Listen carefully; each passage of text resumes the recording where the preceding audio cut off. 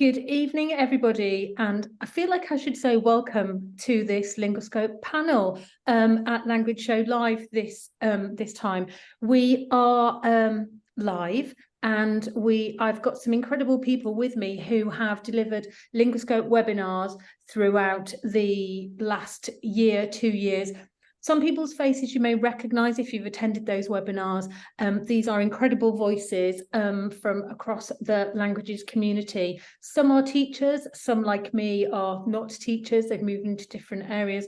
But I'm really excited to have everybody here this evening who's on the panel. We've got Richard, we've got Jennifer, we've got Adam, Maud and Miriam, who are going to be answering some questions that I direct. But first of all, I'm going to ask them to introduce themselves. But while they're doing that, if you just want to say where you are from the chat, just so we know where you're from, that's always a good thing. I'm Krista, I'm in the southwest of England, and you may know me from Linguascope webinars on a Tuesday evening.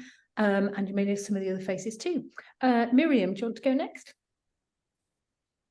Bonsoir tout le monde. My name is Miriam Parajanian and I teach French at Rosendale Primary School in South London. And what languages do you teach, Miriam? Oh, le français. Okay, marvellous, marvellous. Maud, do you want to go next? Good evening, everybody. I'm Maud and I teach French with a bit of Spanish on the side from Archway, North London. Wonderful. Adam? Yeah, I'm Adam. I'm head of languages at a large comprehensive school in Hackney in East London, and I primarily teach Spanish, but I also come in Russian and Czech mode as well, apparently. Wonderful. Jen, do you want to go next? Hi everyone, I'm Jennifer. I teach French and Spanish at Key Stage 3, French up to Key Stage 4 in the secondary school in Accrington in the northwest of England. There we go. And last but by no means least, Richard. Hi everyone, nice to meet you. I'm Rich. I used to teach German and Spanish many, many years ago, but now I work for a Linguascope making stuff. They lock me in a broom cupboard and I kind of make games and things like that. So. Also, I should say at this point, Richard has recently written a book on AI and languages, which I'm sure he will mention. But if he doesn't, I just want to sneak it in there now. It's an ebook and it's well worth the read. It's something that we're all very interested in, I guess, in languages at the moment. So I guess I want to start off. I've got a series of questions that I'm going to ask our panel, and they're going to share personal experiences, aspects of what happens in their schools, in their communities, because this session is really a kind of special panel show. And these people surrounding me are incredible, really, really incredible, and I am so honoured that they're here with us this evening, because I really want them to share with them kind of what makes languages, learners fall in love with languages ultimately, and the motivation to kind of carry on and pursue language learning. That's what we all aspire to wherever we are in the globe, and it's certainly something that we find increasingly harder. So I guess my first question would be, and if you're there in the audience, thank you for being here. Please do type where you're from, and if you've got any questions, if you've got time at the end, we'll definitely ask. I would like to ask Richard, I might as well start with you, Richard, if that's okay. Which languages or language did you start with, and which languages have you learned or taught yourself over the years? Well, the very first foreign language that I had contact with was French, which is strange because I dropped it almost as soon as I started school and picked it up again years and years later. But yeah, I remember when as a kid, I was just fascinated by the fact that people spoke differently elsewhere. And it was kind of like a code breaking exercise. So I think I saw in a bookshop this old blue covered Teach Yourself French book and thought, wow, that's going to allow me to peer into the brains of French people and see how they make language work in a different way. So yeah, I was super excited to pick up languages at the big school, but it was German and Spanish that really swept me away while I was there, and those are the languages that I did at university, and yeah, I've just been learning them ever since. But yeah, that's it. Amazing. Adam, I'm going to come to you, and I'm also going to ask you, have languages changed? Have the languages you've learnt, and Rich, I'll probably come back to you on this too, how have they changed your worldview? So what languages do you know and learn, and have they changed your worldview? Yeah, so I started with GCSE French, passed that a year early, decided to pick up GCSE Spanish, was taught by the absolute guru herself, Elena Diaz, back in the day. She took me through A level, and then I was deciding to go to university at Sheffield, and my form tutor said to me, he was like, "Why don't you do something else with Spanish?" So I decided on the whim to pick up Russian. So I ended up picking up Russian, and then during university, first year, one of my good friends who did Spanish and Czech passed away, unfortunately. So then I ended up picking up Czech as well in kind of a way to remember him. And I think languages have changed the way in which I view the world a lot. One has introduced me to psycholinguistics, which I absolutely love. So getting on the St. Petersburg metro and seeing posters that say "Давайте говорить правильно," which means like let's speak properly, and looking at how it like rejects foreign borrowing words and putting the political focus back psycholinguistically on Moscow. Even seeing that in 2011, 2010 was really eye-opening, and be able to explore that at university was fascinating. So it's definitely made me look at the political element of languages as well, and how language and language policy can influence a nation, I guess, and an identity as well, and really, really look at how it can cause political shifts. That's one of the things. And secondly, more happily, it's introduced me to tacos in Mexico and Latin America. So that's the second way in which it's changed the way in which I view the world as well. Brilliant. Excellent. I love that. Always food is always a factor, isn't it? An important factor. Jen, do you want to explain to us how maybe learning language, well, a little bit about the languages you learn and have taught and maybe taught, but also how they've changed your worldview, please? Well, for me, obviously, it's different because I'm French. So the first foreign language that I've learned was English.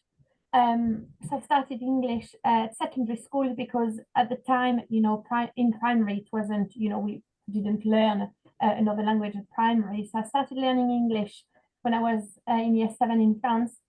Then in year 8, I picked up Latin, which I really, really enjoyed. And then the year after, I picked up German. So at secondary school, I did English and German. And then when I started year 11, because obviously the French educational system is different in year 11, year 12, and year 13 are part of your college years. So I've started to learn Spanish at college. And then at university, I did a semester of Italian.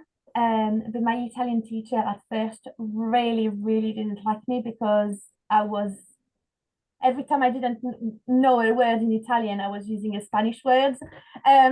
Wait. But the way it has changed my life and the view on the world, I guess after my A-levels in France, I knew that I wanted to do something about languages, but I also realized that I wanted to improve my English. So before starting uni, I decided to go to America, and I was an au pair. And when I was an au pair, obviously in an American family, the two kids, one of the kids used to go to the French-American school in San Francisco, and at the French-American school there, every time that they needed someone to help, in school or go like to a museum or somewhere, they wanted someone who could speak French to the kids, not someone who would speak English to them. So I used to spend a lot of time in that school, and it's when I've really realized that's what I want to do with my life. I want to teach my language abroad.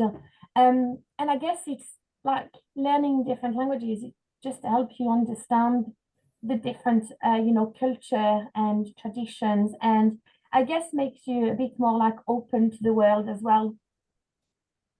Yeah, absolutely. Love that response. Maud, do you want to share yours too, your perspective?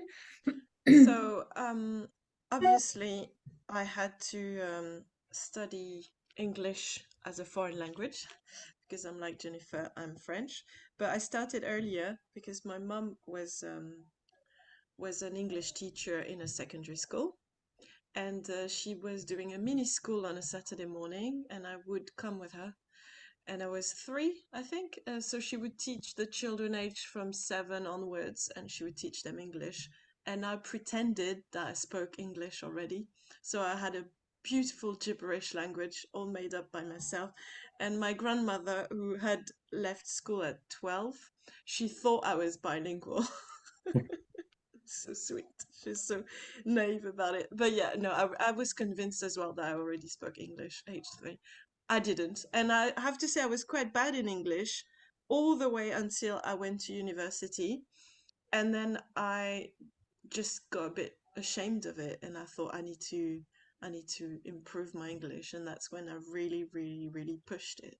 And then I got better, but I wasn't really amazing at it until I moved for the first time to England, and that's when I really decided I'm gonna be more than fluent, and I think I'm getting there.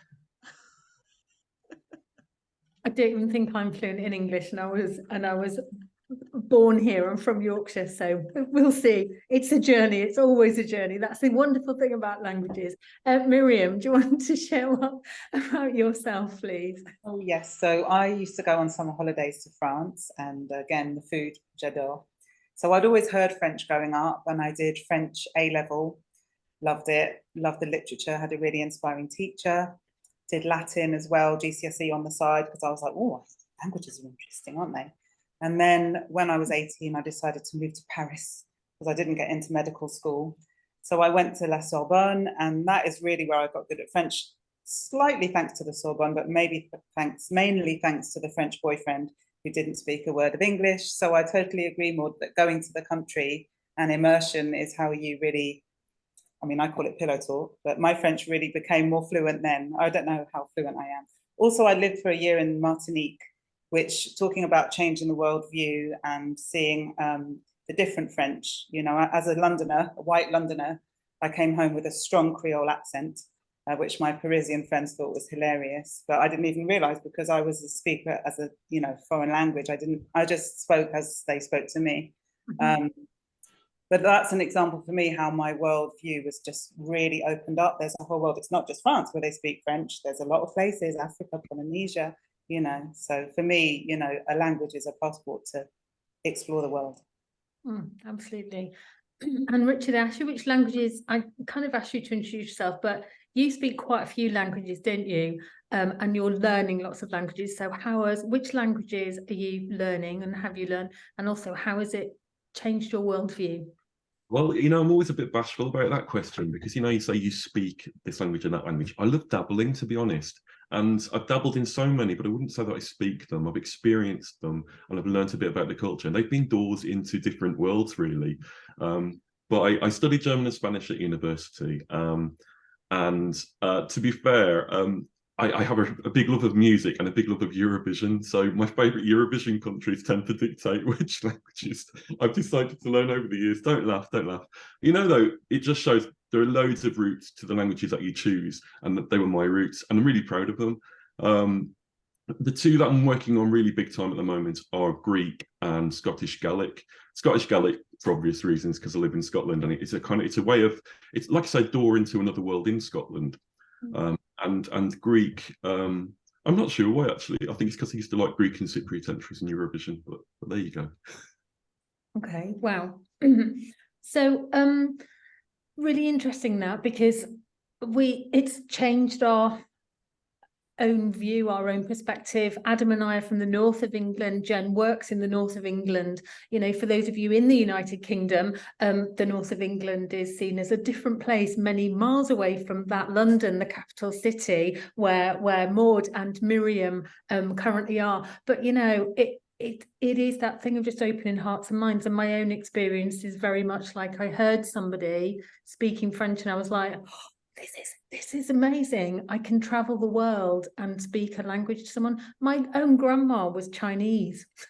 You know, she spoke Cantonese, but for whatever reason, maybe it's the time factor, she never taught us, which is just such a terrible shame, really, because I mean, look how, you know, Chinese, obviously Mandarin, and it is so widely spoken, but you know, languages do just open hearts and minds. Don't they? We see other things and other experiences, the unlocking of a door, etc. But if you could learn any language, which language would you learn and why? And I'm going to go to Jen, I think, first. Sorry, Jen, that's probably not giving you much time to think about that, is it? I'm so sorry. No, it's all right. I think I will go for Polish. So obviously my surname is Polish because my grandparents on my dad's side were Polish. And I know, I've always called, my granddad, Jaja, my grandma Babcia, I know how to count.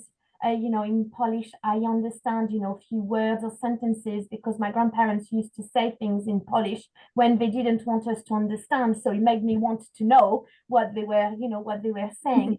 But although I know a few words, I don't speak it. Um, and now that they're not there anymore, I just think it's such a shame that I've not learned Polish before. So it's something I think it's just sentimental now, to me, just because my grandparents are not there anymore. So I think I will go, yeah, for maybe trying to learn Polish.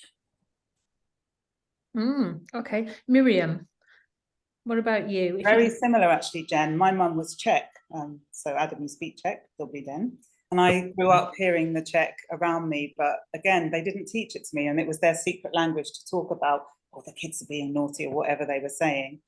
So I recognize the sound of it. If someone's speaking Czech in the street, I know it's Czech, and it's really frustrating to me that I can't understand. So for me as well, that would be, and it's about reconnecting with your roots, isn't it? I was just saying to Nadine, I want to try and get a Czech passport for my kids mainly, so they'll have the opportunities to, experience Europe in a way that we Brits can't anymore. So for me, definitely Czech. Richard. All right, I'm going to be a bit far out, and I'll say I want to learn one in danger of disappearing. And there are lots of Aboriginal languages in Australia that are almost gone. And the reason is really it's the doors thing again, because when a language dies, a door's closed, and you lose all of that knowledge, all of that experience. It just goes. So just to see something before it disappears, and your last chance to see, kind of thing. And also, I think you learn a lot about how humans do language differently by choosing one that's so far removed from your own. Verb tense is totally, off the charts, different, and all that kind of stuff. So yeah, something Australian, I think. Something Australian. Brilliant, love it. Adam, what do you think?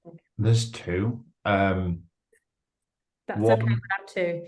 I'm allowed, right? Yeah, cool. First one is Swedish, because I just love everything Scandinavian, and I love a certain chain of flat pack furniture outlet shops that are brilliant. I would love to know what the actual translation is, and not just that my partner's an architect, and we have friends that live in Sweden as well. So it would just be nice just to go and just go a little bit further in the country rather than just Stockholm and Gothenburg, which would be lovely. And also Nahuatl, which is, again, it's an indigenous language in Mexico. And I think the indigenous people, especially with kind of Yalitza Aparicio, who fronted Vogue not too long ago, they're really, really like putting, like, it's back on the agenda, this whole kind of identity and like indigenous people. And it's I could have learned it when I was living there, but I just didn't, which I kind of really regret. So that's the other one I would like. But that's a motivation, isn't it? The fact that you didn't, you are regretting that. It's a bit like a bugbear, isn't it? But yeah, you can just, yeah, there you go then. Well done, that's great. And Maud, who disappeared but has popped back, Wi-Fi and all that kind of stuff. Thank you, Maud, for coming back. If you could learn any language in the world, which language would you learn and why, please? Well, at the moment, I started 4 years ago, seriously. I've been exposed to it for 15 years now. Danish, because my partner is Danish. And obviously, when you visit family and your children are speaking that language, you need to make an effort. It's not an easy language to learn. And I don't speak German, which would have helped, which is obviously a sad state of affair. But this is the one I'm struggling with. Every day on Duolingo, I got 624 days on Duolingo. Wow. Struggling forward.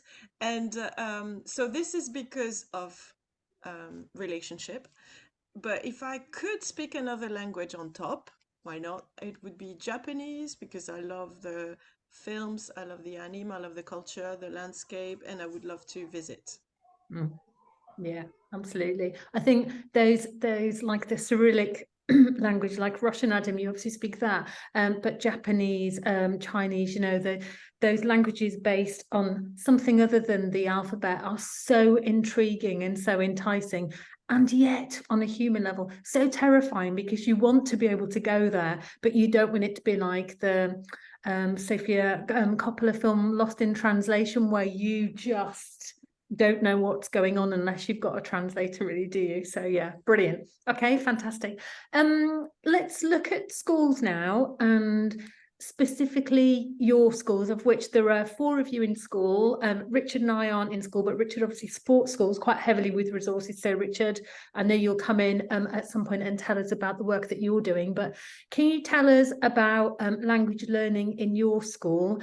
And one of the things I'm quite interested in is, obviously, we've heard in the press, we've heard lots of things about children being withdrawn if they're less able, if they're not good enough, if they're EAL. You don't have to mention your school name or anything, but if you just want to tell us a little bit about the picture of language learning in your school, that would be really incredible.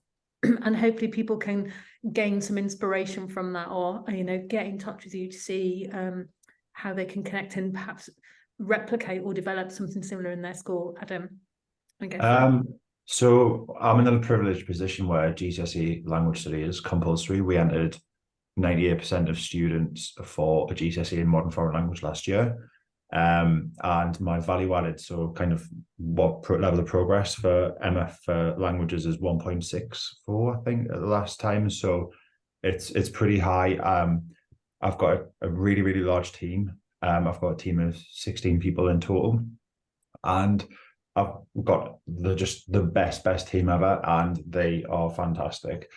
The kids take languages seriously here because my team are very down the line in terms of their teaching. They get a very, very solid lesson, but also in terms of rules and boundaries, we enforce them. I think we've got that reputation around the school, which is it's a good one to have, and it's one I want to keep. And I think the guarantee of good teaching and learning sees us at A-level recruit very, very well.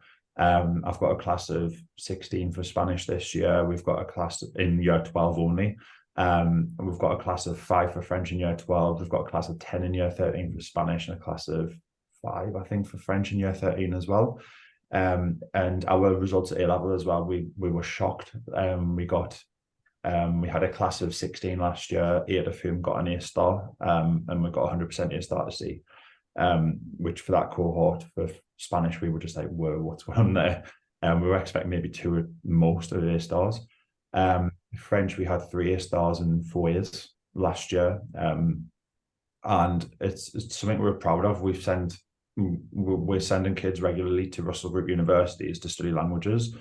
The one thing that we're trying to push this year is to try and get more studying the language at university, is really explore with our careers teams dual honours. So, for instance, Spanish and journalism, or Spanish and politics, or Spanish and some law, just to try and nudge those marginal gains a little bit further, and just to really make students realise that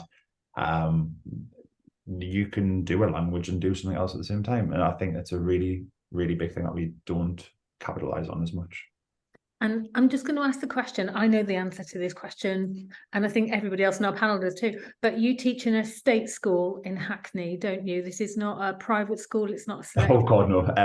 It's a state school in Hackney. 220 students in a year group as well. So it's not even as if I've got few numbers. You're talking a big percentage of kids that we're putting through. I think we only did, I think it was 4 students last year, which is something I'm really, really proud of.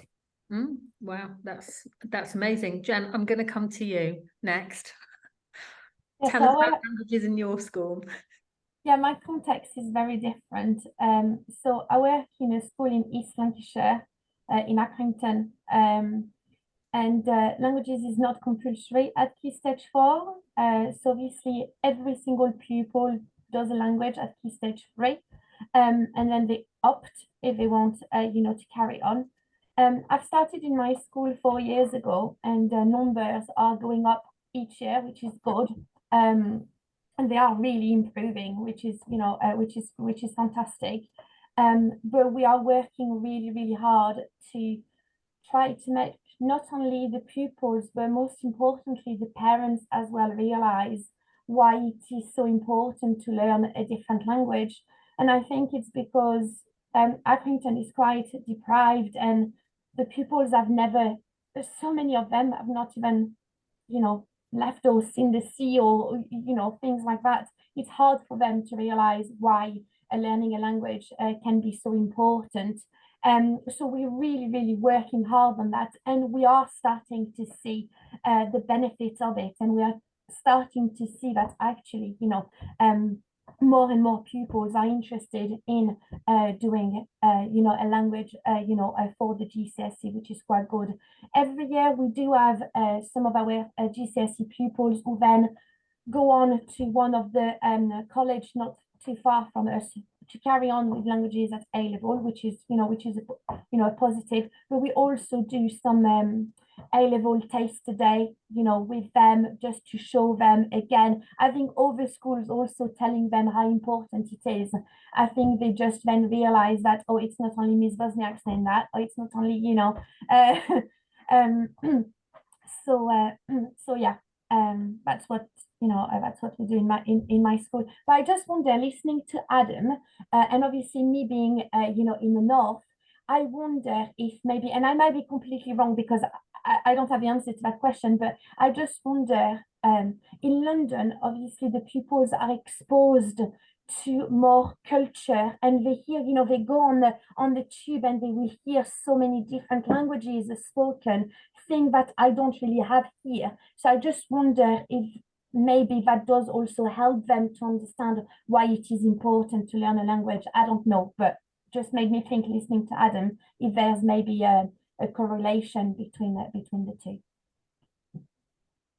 Are you happy for me to answer that, Krista? Yeah, no, go for it. Absolutely. Yeah, I would definitely agree. Having, grown up in a council estate in County Durham and gone to a state school in Sunderland, the least diverse part of the United Kingdom, I would probably guess. I think it is good, and it does provide that opportunity. I think when you live and work in London, Maud and Miriam, I don't know if you agree with me, you almost feel like you're in a bubble, in a different bubble, and you almost become attached, and it's even detached from that. So it's even little things like during elections, like you get a complete different sense. You have a really warped sense of reality when you live in London, and I think that kind of cultural tangibility and how accessible it is a big thing. But then it's like there's little things that I think can be done, such as, we take our students on a trip to a tapas bar, for instance, because of red tape.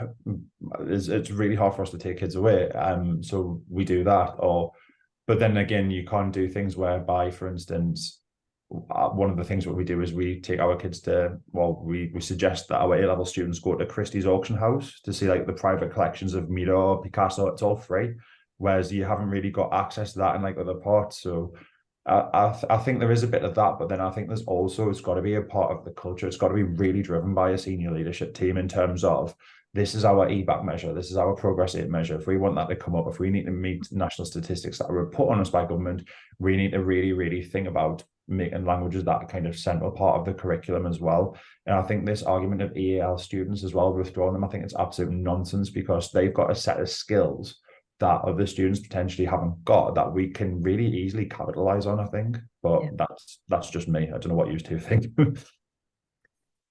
No. I come in there. Yeah, please. I just wanted to agree with that, Adam, because we have in London, as I'm sure with you guys, there's so many children with another language at home, and I feel that they really can shine in my French classes, whether it's because we're all starting on the same level, so no one speaks any French when they start, but also they can really enrich the lesson by saying, oh, in my language it's this and it's similar, and oh that's interesting, because in that, and I just feel that we in London do have that extra melting pot element going on. So Jen, I think that is a valid point that you're saying, that maybe London kids might be a bit more switched on to languages. I taught French in Littlehampton, and the parents were so xenophobic, and the kids were like, well, what do you want to learn French for?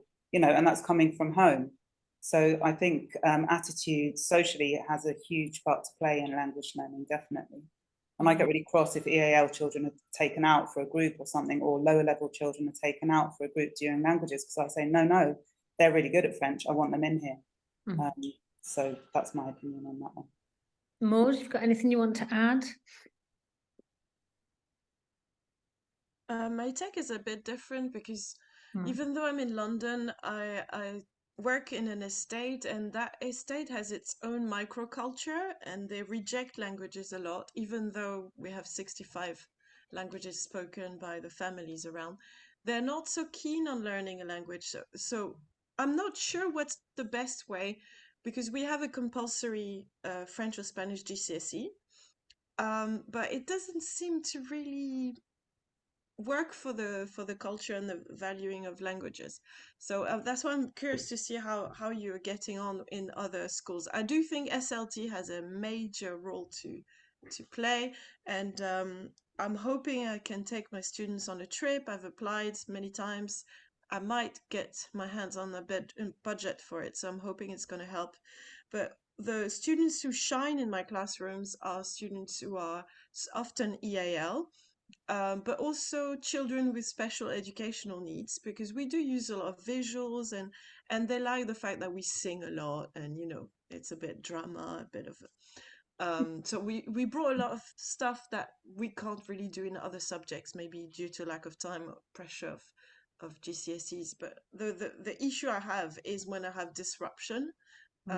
So I'm very keen on keeping all my EAL students and all my SEN students and all my students, but those who are disruptive, sometimes I wish we would have extra literacy or numeracy to occupy them, because I think there's nothing worse to ruin an MFL language lesson than someone who's just chatting in English about something else. But we've all been there. Yeah, absolutely. Yeah, of course. Richard, do you want to add anything at this point? I know obviously you're not a teacher and not in a school like me, but even still, you might have a perspective you might want to share. Right. Well, what Miriam was saying about xenophobia towards certain languages, we see in big scale in Scotland, because a lot of schools are trying to introduce Scottish Gaelic to the curriculum, but there's a huge pressure from many homes to say, it's a dead language, it's rubbish. Why are you learning this useless thing? And I know teachers are struggling very, very much against that. And in a lot of cases, it's political. A political faction has attached itself to this argument, and it's trying to kind of bring down something for the sake of it. So that's a huge challenge in Scotland right now. I know I'm in Bristol in the southwest of England, and just over the water obviously is Wales, and they've got a drive to have 1 million Welsh speakers, which is incredible and has had a lot of support. There's a lot of families wanting it, and obviously, like everything, it kind of loses not loses its way, but loses its excitement maybe. So maybe there isn't as much support. There's still schools doing incredible work, and like you say, introducing this ancient language, but actually home heritage community languages that are spoken by grandparents and things, and bringing that back to help people kind of connect with their past, their values, their family storyline, as you have shared right at the beginning of this.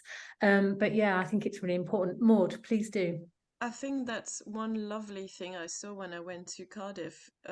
It's that you go in the Tesco. I'm not advertising Tesco. Or any supermarket. Any supermarket. And you hear people speaking in Welsh. And I think that's brilliant, because for me, it's like, whoa, I have no idea what's going on, because, it's such a different language. And it's beautiful because it's that exoticness of listening to a language that you don't know at all. I love that. And I think in Ireland, they managed to really promote Irish, and in Wales, they're doing a great job. So I'm hoping Scotland's going to follow, and maybe get some teachers from Welsh departments to go and show them what they did, because it does work, and it's beautiful when you can be immersed. You stay in the UK, but you get that immersion. It's wonderful. Brilliant. I was going to say there's a kind of magical realism to it, which I think attracted me to languages very early on as well. And it's the fact that these really ordinary things, like a road sign or a sign in Tesco, can be in another language. And it's like, wow, this is like real life, but different. And that was the fascinating thing about languages for me. I know. I know. Well, how many of us, when we go on holiday, when we were in classroom, and even probably still now, even though some of us aren't, you know, you go on holiday to have a break from the day job, but yet take photographs of all the road signs, and we're still in awe of these things. But, you know, wandering around a supermarket in a different country is amazing. Not because we're old, not because we're all food obsessed, but actually just because you find something new, the language, what it looks like, the translations. It's just small things, and it's just causes such excitement again, doesn't it? Such excitement. Brilliant. So my next question then is, because we obviously all agree that languages should be for all, we all agree that nobody should be withdrawn from languages. Yes, we want really good behavior, of course we do, but that's just not up to us as languages teachers and heads of department. It's up to school leaders as well to support us in doing that. But how can we make languages more real and relevant for the kids? Because this is something that's obviously you've come up and shared. What is it that we can do to make what we do in school, when we've got, wherever you are in the world, anyone in the audience, if you've got a perspective on this, please do share it with us. But, you know, we are teaching within a framework, and we've got some quite stringent restraints, and we do get a visitation every now and then from a national inspectorate team, and there are expectations. You know, we've also got senior leaders who want, for want of a better phrase, bang for their buck. If you've got 6 teachers, 8 teachers, 2 teachers, they want the best results from those classes, you know. So if anybody wants to open up their mic and share for this one, because I'm not sure how we can make languages real, relevant for learners. We should do. One thing that I do, and I know it's different for me because I'm in primary, so I don't have the constraint. Still valid though, you are the foundation for secondary language learning. Well, I'm secondary trained, and let me tell you, the little ones learn much quicker. And that's why I love it so much, because they're like little sponges. But one thing I do to make it real, and I'm sure you could do this in secondary, you probably do, is we write to French kids, and it really, really motivates my learners and makes so much more real for them. And we're writing to kids near Montpellier at the moment, but in the past we've written to kids in Tahiti, for example. And I'll always remember the day when we got this parcel with these little matchboxes of sand. And for my South London kids, you know, with a little shell, that was amazing. You know, for them, they were like, and a little card written in French, bonjour, je m'appelle, blah, blah. Oh no, they would write in English, hello, my name is, and so on. And we would write back and send them, I don't know, a little picture of a London bus or something. And that for me is about making it real and really making it come to life for them. So that's one simple thing you can do. I agree, Miriam. We do the same we do a pen pal exchange with the school in Dijon. And I've got actually just behind me, I'm in school in my office, just behind me, I've got a big box of letters that are ready to be given next week. And we do it with year 7 and with year 9s. And they love it because they realize that, oh my God, French people do write in a different way because, you know, oh, they've got French paper, got different paper, the lines are different. Yeah. And they see that and suddenly they want to learn more. You know, my year 7s are like, Miss, but we need to ask them so many questions. You've not told us how to say so many questions. I said, okay, well, let's learn that. So then I completely agree with you, Miriam. Then the language becomes like, oh, we need to learn it because we are going to use it, not only with Miss, but with real French students of the same age. And yeah, a little project that I do linked with that as well. When we do, you know, the topic of town, describing your town and so on. Well, I asked the French school to do something about their town, and then we do something about ours, and then we exchange. And again, the kids absolutely, you know, like it. So yeah, it's something that doesn't cost a lot and has a big impact. And I guess also made a little film as well. You can make a little film about my school, like voici le cours, la cour, or whatever. Ici la salle de classe, and then they make a little French one about theirs in English. It's really lovely. And what actually you're both talking about doing, and others, please feel free to interject. you're using the language that you're going to teach them anyway, and getting them to practice writing, and then blowing their minds when they see the new beautiful stationery, when, you know, French stationery is different. And that's probably why we're all teachers and love stationery, because of these small things, pen pal letters and the like. But these things, you're then looking at the skills that they need to be able to do, whether it's Key Stage 3, Key Stage 4, Key Stage 2, and just developing that natural appetite. That's great. Richard, Adam, Maud, do you want to add anything? I was going to say, I think one of the things, I don't know how everyone else feels, but I know when I was, I'm from the era of progress over time, and progress in 20 minutes. And I think obviously it's great that there's a move away now from that national body, into a slightly deeper knowledge, which is great. And I think it's about, we've got a big push on hinterland knowledge this year. And I think it's about, if you've got a text that's talking about Arequipa, for instance, love and well pull up Google Maps and show the kids, this is street view in Arequipa, this is what it looks like, this is where it is. Tell them about yourself. So, for instance, I always harp on about Mexico.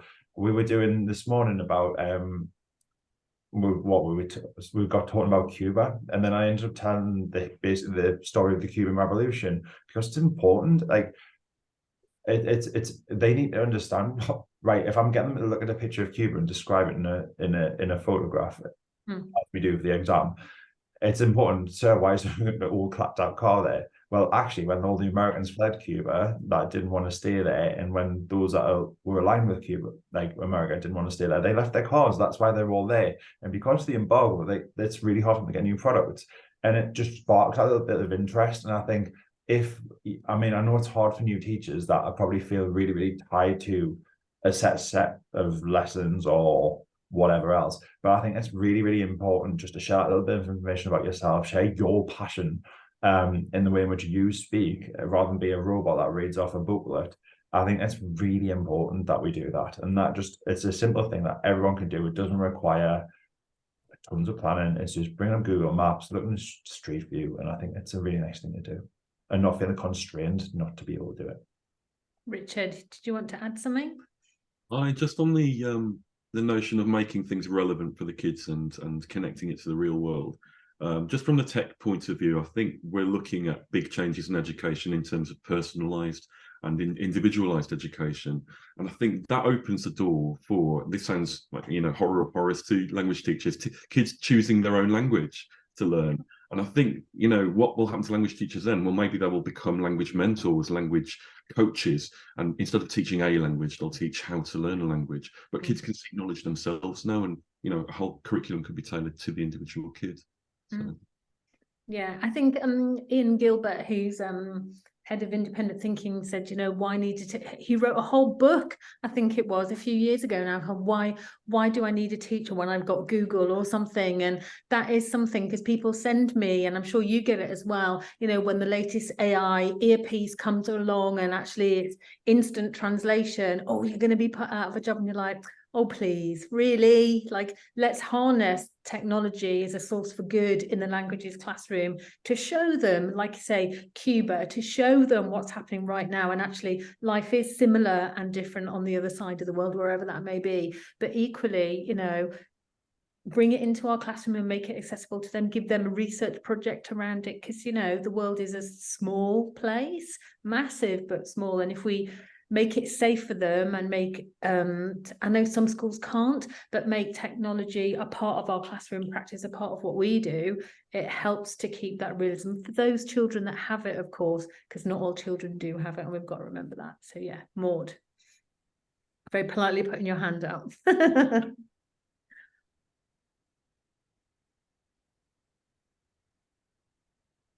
Yeah, Maud? Yeah, just to bounce back on the idea that children need to choose the language they want to learn as well. That I think that's the future, and that's brilliant. And if we can encourage community languages, I have students who want to do Italian because they migrated from Africa to Europe via Italy. The students who do Turkish, and I always tell them, oh, that's brilliant, let's just do that, and I'll show them some past papers, etc. But we don't also have to only talk about Paris and French culture when we teach. I invited some people from the CND, so the Center for Nuclear Disarmament, and they came and did a workshop on Hiroshima, and we did origami, little cranes for peace, and then I did a whole lesson on Japan in French. So I showed them how to write hello in Japanese, but everything was through French. And at first they were like, why are we doing Japanese stuff in French lesson? And then I just said, well, because we like it. And they were like, okay. And then they just went with it. You don't have to just stick to one very narrow curriculum. You can do so many things. And they love talking about samurais, but in French. And it worked. So why not? But the thing is, I mean, and Jen, I'm going to come to you because I saw you. You want to add something, but it's about hooking them in, isn't it? Finding that interest, and it could be IT, it could be holidays, or it could be something like actually my family's migration route historically is this, and it's finding that awareness, knowing your kids beyond the bits of paper we get given at the start of the year, and finding something to get them engaged, even if it is stationary or getting a box of sand from Tahiti. I mean, that is glorious, I have to say, Miriam. But Jen, to you. There's something else as well. If we want to make the language more real and relevant to our pupils, it's also thinking about, you know, how we teach it. And you know, if we start by giving them so many opportunities to speak, and because let's not forget, a language, you know, is meant to be spoken. And as soon as, you know, we give that opportunity to our pupils to, yes, you can do it. Yes, you know, it doesn't have to be like completely accurate. But as soon as, you know, they realize, oh yeah, Miss is making me speak as much as possible in French or in, you know, or in Spanish. Well, they realize, oh, actually, I can do it. And as soon as they feel like they can do it, they want to learn, you know, to learn more. So I think it's also thinking about maybe how we teach it and giving as many opportunities to actually speak. You know, if you look now, if anyone comes and look at my year 7 books at the moment, there's barely nothing in there. But I want them to be able to say as much as, you know, as possible, because well, I want them to enjoy, you know, learning a language and realizing that they can say things. Say things and not just write things in for those open evenings that we've all been a part of. And when people go, but other departments have done this, it's like, well, my kids are learning a language, they're not filling a book, they're learning to communicate in a language, and it's not about writing things down first. It's about speaking that language. Yes, beautifully put, beautifully put. Do you so as a traveller and lover of languages, as in we've all moved around the globe, some perhaps more than others, some to very interesting places across Europe or even beyond, and what change would you make? This is a big question. We've done some nice questions till now, but what change would you make if you were in charge of the Department for Education? If you could, Maud's already got a hand up ready. What change would you make? What would you say to that person if you could whisper in their ear or be that character on their shoulder? What would you say? What do you want to see change? And, you know, we can discuss it. There might be people listening, there might be people watching it afterwards, but from a languages teacher perspective in state education, or having worked in state education, whether at primary, secondary or sixth form level, what, you know, what do you feel needs to happen? Maud, let's go to you first. I know it would be a safeguarding nightmare and a financial pit. But what we didn't talk about then. I'm starting well now when I'm telling my idea. I noticed that when we get the year 7, they're always enthusiastic and they write tons of sentences, and then something happened around year 8 or 9. I call it the hormonal crush or whatever. And then the students stop writing. They can barely glue sheets and they're demotivated and grumpy. And I think that's teenagehood a bit. So I'm always thinking, why do we keep them in classrooms in year 9 when they really don't want to be there?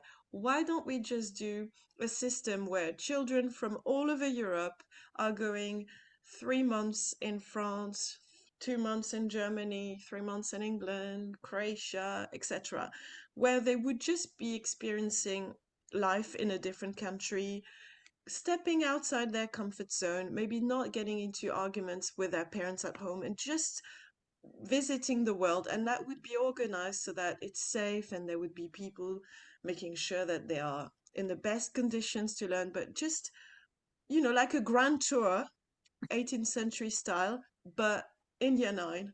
And hopefully they would grow a lot and come back ready for the exams in GCSE, speaking tons of languages. And actually be more tolerant to difference, to otherness, to different colour skins, different languages, different peoples, cultures, because we were, we did all of that, didn't we? Brilliant. Anybody else want to add either to what Maud has said, or what if you were in charge that, could speak to the DFE, what would you tell them to do for languages education?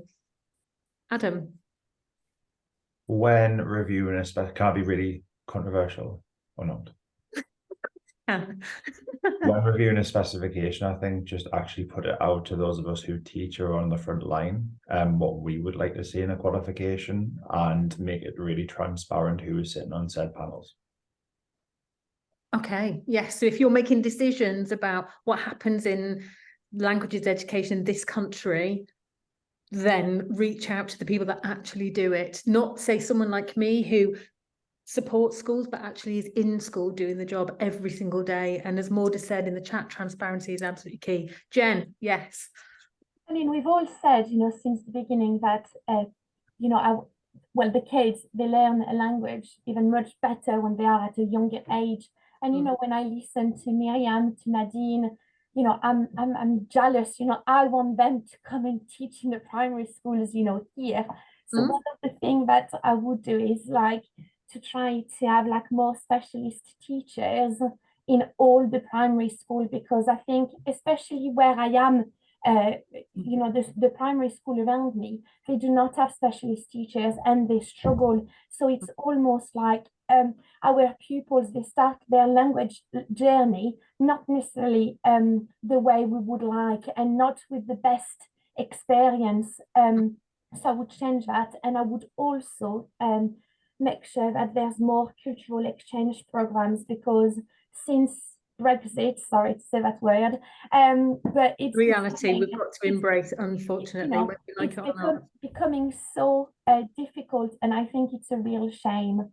So yeah, no, I agree. And there are alternatives, obviously, to Erasmus Plus, but it's less good because it allows for those of you in the United Kingdom that aren't aware of the Turing scheme, there is a one-way, as in the Turing bid, you can claim for money, and it takes you to another country. Doesn't have to be a European country, but it doesn't allow for reciprocal visits. And the whole point of this, I think, is that everybody said so far, if you've been listening, is that connectivity with the other, with our friends in France, Germany, Italy, Spain, Africa, Australia, Cuba, Ecuador, Peru. All of these places are really important to connect with, and we can't just do it in a one-sided way. That's a bit too imperialistic and a little bit too historically colonial, one might say, but we'll see.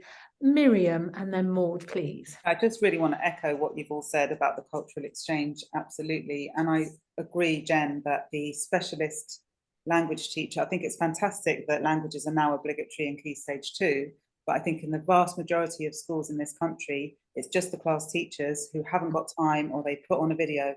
And I think Nadine is so inspirational. She set up her own bilingual school, for heaven's sake. But, even me, as I'm Madame, and I go in and everything's French, and it's so different and so much better. So I think if I were in the DFE, I'd say specialist language teachers from Key Stage 1. Okay, wonderful. Maud and Adam?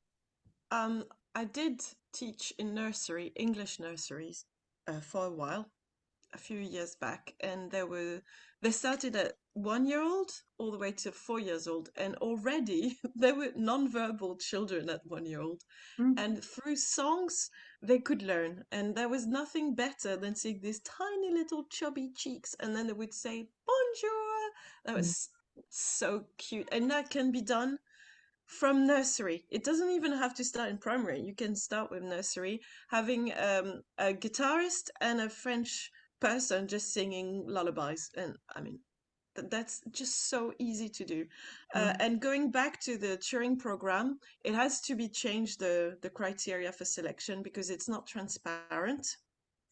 And we don't know why some schools get the funding and why others don't. So transparency, I second what you said, Adam, is the key.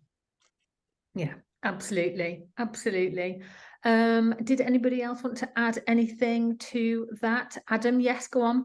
I was just going to say, I think generally there's a lot of the Bananarama effect. We talk about the Bananarama effect when you look at research and its application in education classrooms, and it's not what you do, it's the way in which you do it.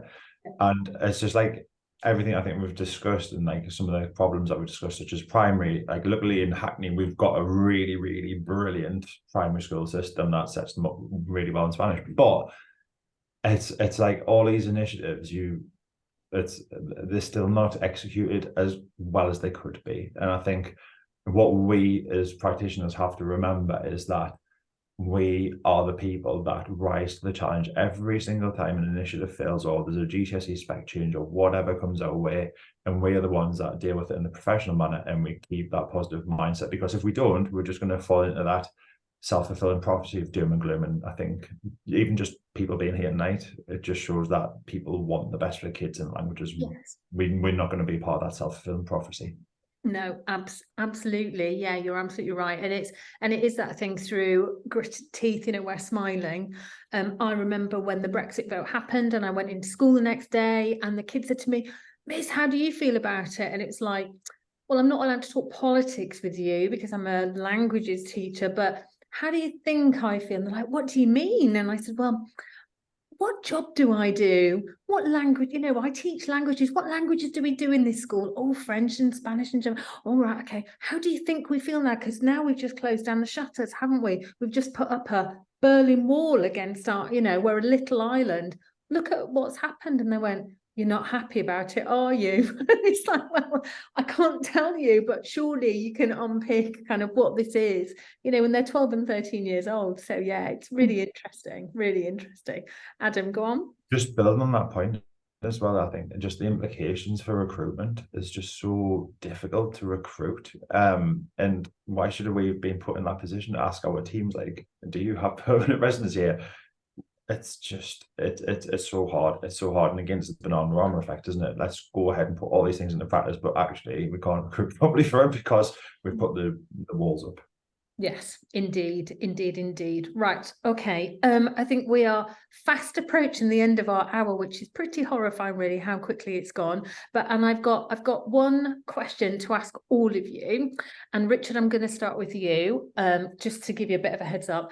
So we all started learning languages in secondary school, and I'm sure we all kind of came across the pitfalls but what advice would you give to yourself, younger you, teenage you, going into secondary school you, with specific reference maybe to language learning? Oh, so many things. Just so many things wrong. The biggest thing I think is don't feel guilty about dabbling, because everyone's like, you're learning German, you've got to do your German homework. But if you do a bit of Dutch, do a bit of Norwegian, you learn about Germanic languages and you get a bird's eye view of how they all work, and it helps your German. So I'd say, don't worry, get that book, read it, it's fine, your German's going to be okay. Miriam, what would you say to your younger self? I would say don't be so shy. I'm sure you find it hard to believe, but I was extremely quiet and scared to speak up in class. So I would just say believe in yourself and just try. Yeah, absolutely. Maud? I made the mistake. I was offered to go to Iceland when I was 17 by the Rotary Club for free for a whole year. And I thought, oh no, because then I'll be a year older when I come back and all the others will. And then I had a boyfriend, and you know what? I still regret it. I would have loved being in Iceland for a whole year. So please, if you get an opportunity to travel, do it, even if it's really scary. Yeah, but obviously do it safely. Do it safely. No hitchhike. Make sure it's in. Yes, don't just go with Yeah, absolutely. Don't just pack your bag and off you go. No. Yes, no, Don't run brilliant. away. Yes, no, absolutely. Jen. If I could go back in time, I would try to learn as many languages as possible. And just going back to what Miriam was saying, before, at a younger age, your brain just can cope with a lot more, than later on. So yeah, I would learn as many as languages as possible. Brilliant, brilliant. And Adam. Oh, you're on mute, Ad. I was just saying, for me, it's like that final question. It's like, the last bit of RuPaul's Drag Race where you have to give yourself a little bit of advice. I think it would be, and this comes back from Elena, and she gave us a leaving present of a Lonely Planet Guide to Spain, and there's a bigger world out there than County Durham. There's a bigger world out there than Sunderland, even though I've still got the shirt on my wall in the background. Like, go and explore it, and you'll explore and discover who you really are and what you really are about. Oh gosh, that's wonderful. That is really wonderful, isn't it? Wow. Well, I can't really, I don't really know what to say other than thank you to you for coming. Thank you to those of you in the audience. I can't see any questions that have come up. Just people have been saying, how wonderful what you're saying is. And obviously, whether you're in education or not, there's lots of amazing and wonderful things happening. And it's just making sure that our classrooms are relevant, real, exciting and engaging, and that we are still smiling through perhaps gritted teeth to make sure that our kids don't get that frustration, which is really hard, as we've heard. But for those of you out there, if you are listening and you do have an ear with government, please do get in touch with the teachers on the ground. You can either get in touch, well, you can get in touch with any of us via LinkedIn. Miriam, Maud, Adam and Jen are still in the classrooms. Myself and Richard, are very much out of the classroom, but supporting the work of teachers by listening to them and working with them in the classroom. And that's obviously what Linguascope do, and we have been the Linguascope MFL panel, and it has been an absolute joy to have everybody here. Really interesting session, interesting to get to know lots more about you. Like I say, please do get in touch with everybody via LinkedIn or indeed Twitter. You can see their bios on the Language Show Live site. There is one session tomorrow, just to make you aware of, a Linguascope session tomorrow by Linguascope's Stefan Derone, and it's about pride in languages. So please do come along to that. And I'm just very quickly looking at the time, and it is tomorrow around the lunchtime time. So please definitely go to that. It will be a wonderful, engaging and enriching session. Very important to keep hearts, minds, and to make sure that everybody is included. Okay, thank you everybody so much for coming. Thanks everyone for being on the panel. It's been a joy. Enjoy your Friday evenings and enjoy the rest of Language Show Live. Bye everyone. Bye. Bye. Au revoir. Oh yes, au revoir. Arrivederci. Bon weekend. Auf Wiedersehen. Absolutely. Bye everyone. Thank you so much. Go home and start your weekend. Thank you. See you.